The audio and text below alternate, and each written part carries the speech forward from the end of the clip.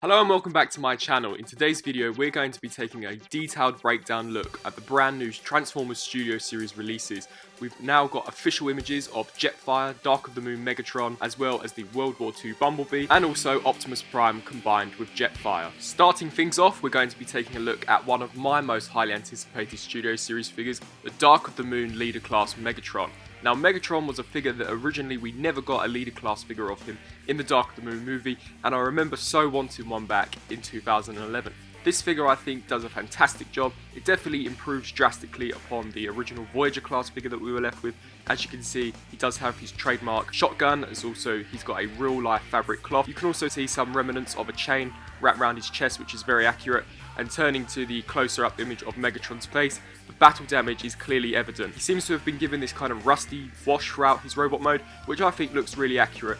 Unfortunately, the shoulders do look slightly bulky. However, this version of Megatron was not the sleekest of his designs, so overall I do think it evokes that Dark of the Moon presence. Megatron also comes with another accessory, that being the Igor figure. If you don't remember, Igor was a very small appearance character. He was only in the scene when Megatron arrives in Africa. He was just like a little old man Decepticon, so I'm glad nonetheless that they've included him. Taking a look at his vehicle mode, this is where I think things get even more accurate. This is a dead ringer for that Mad Max-esque style of truck. I do believe that this version of Megatron was a heavily modified Mack truck. As you can see, he's got the really sinister and very aggressive serrated grille, which looks really cool. I'll be extremely eager to find out where that ends up in the robot mode. It has been given this rusty effect throughout as well to make it look old and battered. It just definitely looks like a very sinister and evil looking truck, much like we would expect with the character of Megatron. Comparing it to some on-screen pictures of the truck, as you can see, they have actually been able to replicate the cab section as well as the trailer section.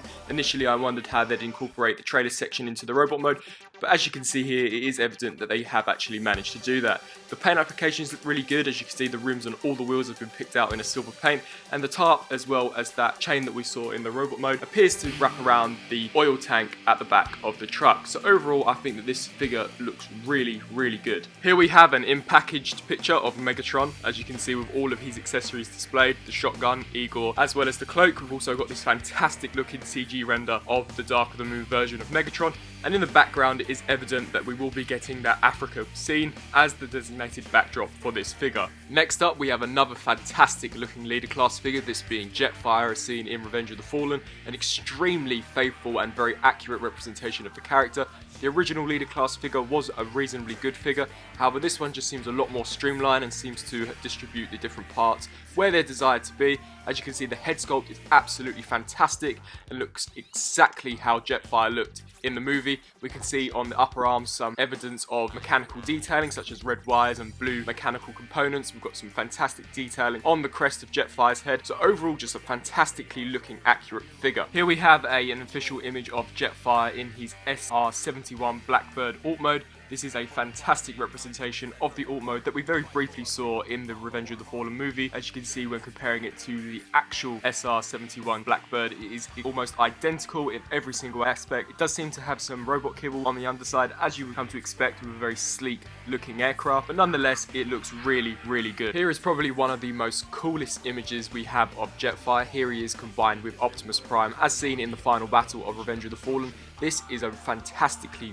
really awesome feature that Hasbro and Takara have introduced into the Studio Series line. It's definitely something that I didn't expect them to do. As you can see, we have the brand new movie 1 Optimus Prime combined with the leader Jetfire, and I just think it looks really well. As you can see, you've got all the armaments plugged onto Optimus's forearms, you've got Optimus's iron blaster, Jetfire's axe. It just looks really good. I love the way how the actual thrusts end up on the back pointing towards the sky. It just looks really well done. Here we also have an in-packaged image of leader Jetfire. As you can see, this displaying the entirety of the figure and not just the upper torso. As you can see from the legs, they are too extremely detailed with the turbines picked out in a silver paint, and where they're meant to be, they are actually supposed to be the knee of the figure, so this is extremely accurate. And we also have another fantastic CG render of Jetfire holding his walking stick, much like we saw in the Revenge of the Fallen movie. So overall, this figure looks absolutely fantastic. The next figure up is the World War II Bumblebee. As you can see, this is our first real high definition image of the figure in the robot mode. For the most part, it looks fairly accurate. As you can see, he does come with his cannon as well as his hammer. He does appear to have a massive backpack. However, I'm sure that can compress a lot more when in the robot mode. As you can see, the details are really nicely. He is mainly this green plastic with a dark wash applied over the top, and I do think the head sculpt has been recreated incredibly well. The transformation for the legs looks quite intricate. As you can see, they have actually managed to put the wheels in the shins of the figure, which looks really, really nice. Turning to the vehicle mode, this is probably one of the most inaccurate vehicle modes I've ever seen on a figure. Perhaps Hasbro and Takara couldn't have got the license for the real vehicle used in the movie, but nonetheless it still looks nice and definitely does evoke that presence of a World War II vehicle. As you can see, the end of the hammer does appear to become the turret of the vehicle mode, and the cannon does just store on the top. So overall, this is a reasonably nice looking figure. Taking a quick look at Studio Series Barricade, it is more or less what we've seen in the past. As you can see, it does look like an extremely accurate looking deluxe class figure. It almost resembles that of the Masterpiece version of itself. The vehicle mode too is fairly nice, with little to no kibble, and all the panels do seem to line up appropriately, making this probably one of the most accurate looking deluxe class Barricade figures. Now here I've saved the worst two for last, the first off being the clunker Bumblebee. This is a direct repaint from the original Studio Series 1 version, just with a few extra rusted paint apps. As you can see, the robot mode is near enough untouched. When turning to the vehicle mode, it is slightly more accurate. However, this should have been the version that we got before, as we never actually got a clean version of Bumblebee in the movie, so this should have definitely been the default position for Hasbro to release the figure in. Overall, the weathering in the vehicle mode is an improvement, but I'm not sure if it justifies double dipping to buy the figure yet again. And finally, the final figure that I'll be taking a look at is the Studio Series Crankcase. Now this has to be the worst repaint that Hasbro and Takara have ever done. This is clearly the deluxe class crowbar that we got in the first wave of Studio Series figures. If Hasbro wanted to be cheap and use a crankcase mold, they could have used the Berserker mold from the last night, as that would have been a lot more accurate than what this is. I really do not know what they were thinking when they released this figure. However, the paint applications are definitely an improvement on the original version, but seeing as this is meant to be a crankcase figure, this figure is just completely inaccurate.